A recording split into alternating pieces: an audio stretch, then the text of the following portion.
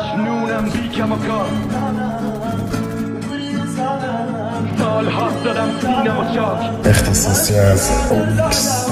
ریمیکس بای SCR بیتس. مجنونم بی کماکاست سال هاست دارم سینم و چاک من تو آتیش دارم گور میگیرم با کجای جهنمی بی کس و کار لای همونا که میجونت قانون میکشن و میخلنت